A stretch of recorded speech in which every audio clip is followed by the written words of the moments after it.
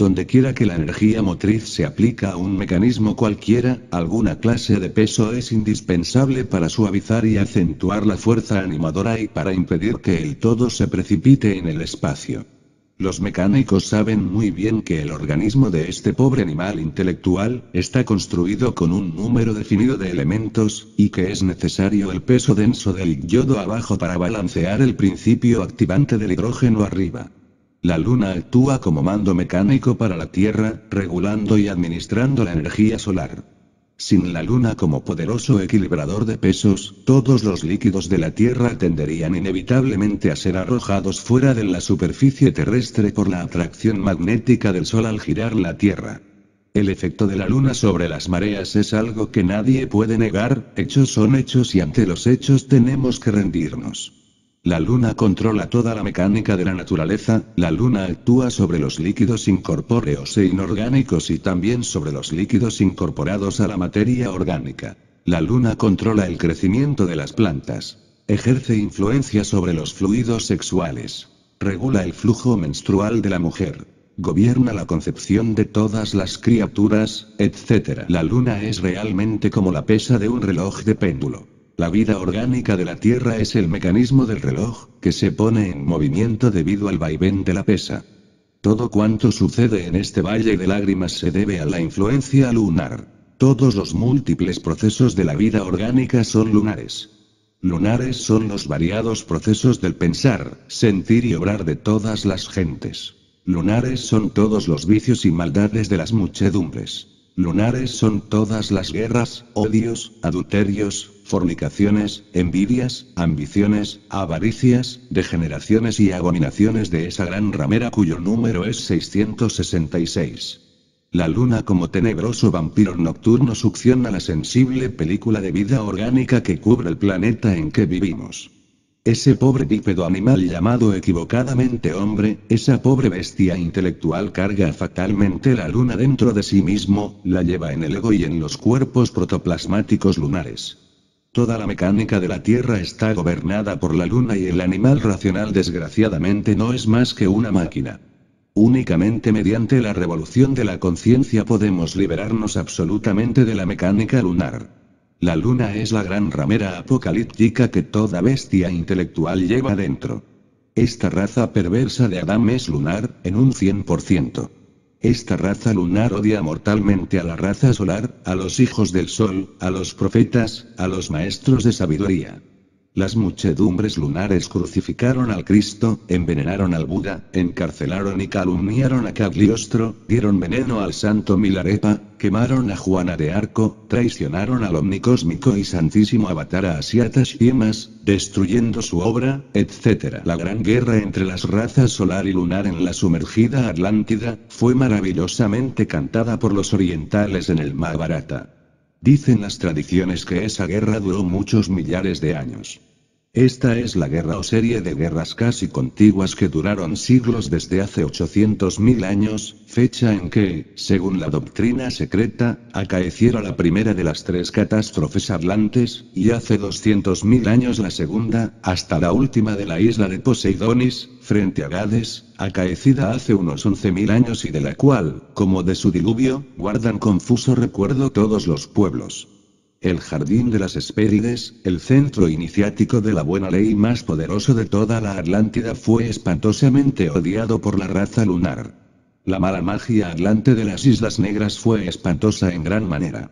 La luna es el negro y humeante espejo. La magia negra es lunar 100%.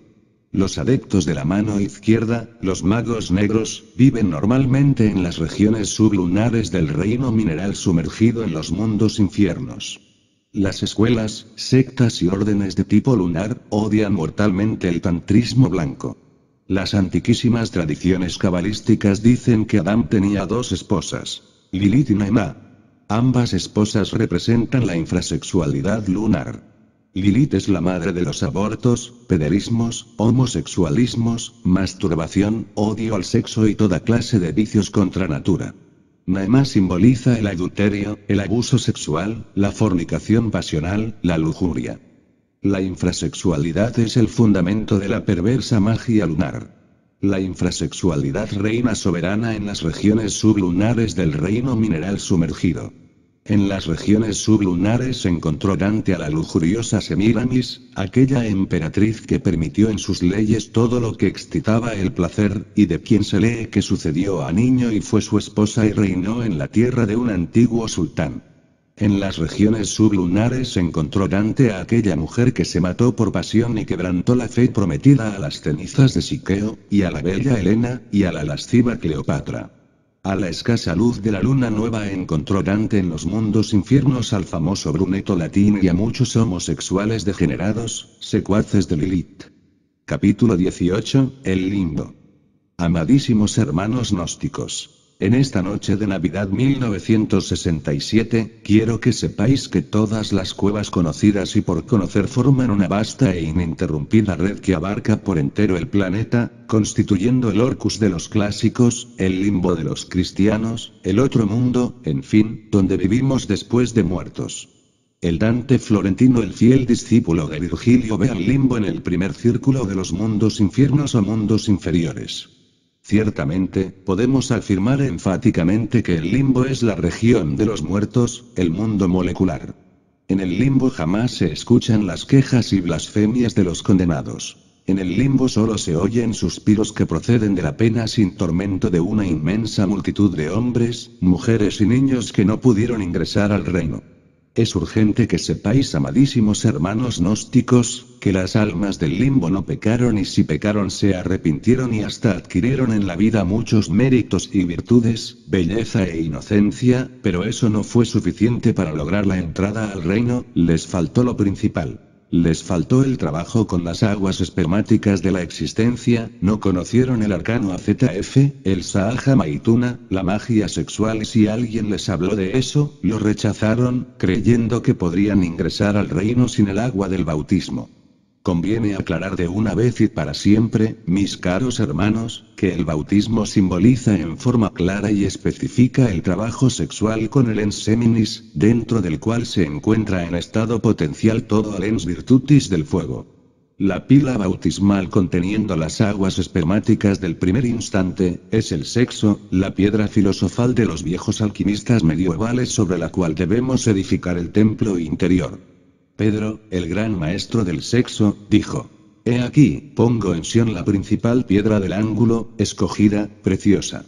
Y el que creyere en ella, no será avergonzado.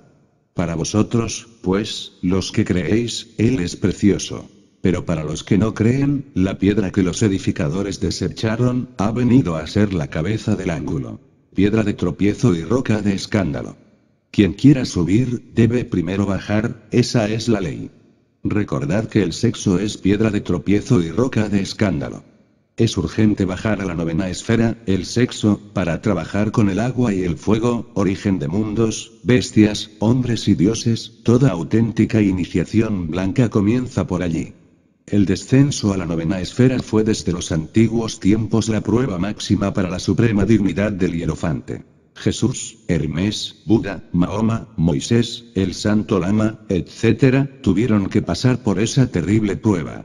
Es urgente fabricar los cuerpos solares en la fragua encendida de Vulcano, porque al banquete del Señor está prohibido asistir con cuerpos lunares, con trajes de mendigos. A la fragua encendida de Vulcano, a la novena esfera, bajan Marte, para retemplar la espada y conquistar el corazón de Venus, Hermes, para limpiar los establos de Augía con el fuego sagrado y Perseo, para cortar la cabeza de la Medusa. En el limbo encontró Dante a muchos niños inocentes.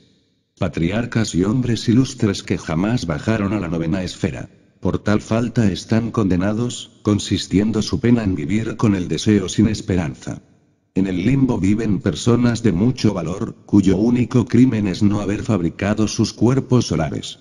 En el limbo encontró Dante a poetas tan famosos como Homero y al satírico Horacio y a Ovidio el tercer y último Lucano. Y flotando en el limbo llegó el Dante florentino al pie de un noble castillo rodeado 7 veces de altas murallas y defendido alrededor por un bello riachuelo, y atravesó 7 puertas hasta llegar a un prado de fresca verdura donde encontró austeros personajes de gran autoridad, pero vestidos desgraciadamente con cuerpos lunares. En el limbo encontró el Dante a Electra con muchos de sus compañeros, entre los que reconoció a Héctor y a Eneas. En el limbo encontró Dante a Camila y a Pentesilea y al buen rey latino que estaba sentado al lado de su hija Lavinia. En el limbo vio Dante a Bruto que arrojó a Tarquino de Roma y a Lucrecia, y vio también a Julia y a Marcia y a Cornelia y a Saladino que estaba solo y separado de los demás. Y encontró Dante en el limbo a Sócrates y a Demetrio que pretende que el mundo ha tenido por origen la casualidad, y a Diógenes y a Anaxágoras y a Tales y a Empédocles, Heráclito y Zenón. Todos ellos muy sabios pero vestidos con trajes de mendigos, con cuerpos lunares. Y encontró Dante en el limbo a Dioscórides el observador de la cualidad y al moralista Séneca y al geómetra Euclides y a Ptolomeo y a muchos otros sabios varones de la raza lunar. En el limbo viven muchos justos varones, que trabajaron por la humanidad y que disolvieron el yo pero que cometieron el error de no fabricar sus cuerpos solares.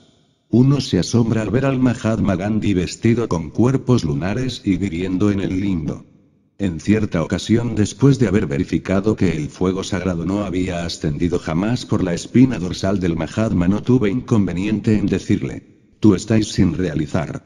La respuesta fue: «No tuve tiempo para eso». Esa no es disculpa justa, fueron mis palabras finales.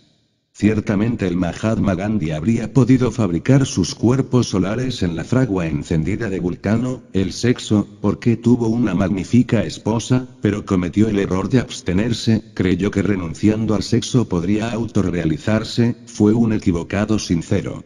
En un templo del limbo encontré también a Yogananda vestido con cuerpos lunares, honradamente se creía autorrealizado, y cuando le hice ver su error, cuando le dije: «Tú no estás autorrealizado», se llenó de gran asombro y me quiso formar discusión. Fue necesaria la intervención del maestro superior del templo para que comprendiera su situación. Jamás me pesará haberle advertido al gran yogín, al noble Yogananda, el que tendrá que reencarnarse para casarse y trabajar en la novena esfera, si es que quiere fabricar sus cuerpos solares para ingresar al reino. En el limbo viven millones de santos ermitaños, sublimes yogines y nobles místicos que sintieron asco por el sexo y que creyeron inocentemente que se podría entrar al reino con cuerpos lunares. El limbo es la región de los inocentes, de aquellos místicos, santos, sabios, penitentes, que no conocieron el gran arcano, el Maituna, o que lo rechazaron porque muy honradamente creyeron que solo a base de abstención sexual, pranayamas, penitencias, ejercicios yógicos, etc., podrían autorrealizarse. Por algo dijo Pedro que el sexo es piedra de tropiezo y roca de escándalo. En el limbo existen millares de escuelas pseudo-esotéricas y pseudo-ocultistas que imparten a sus afiliados sublimes lecciones que a nadie perjudican y que a todos benefician, pero que desgraciadamente jamás sirven para la autorrealización íntima, porque no enseñan el Evangelio de Pedro, el Maituna. Solo Mercurio, el mensajero de los dioses, el archímago, con el caduceo de Mercurio, símbolo de la espina dorsal en la que se enlazan las dos serpientes llamadas Hidra y Pingala, podrá mediante el Maituna evocar de nuevo a la vida a las infelices almas precipitadas en el limbo.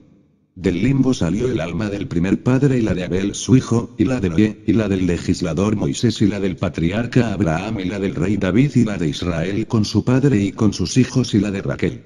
Todos estos se reencarnaron para trabajar en la novena esfera y fabricar sus cuerpos solares y lograr el nacimiento segundo. Ahora son ángeles de indescriptible esplendor.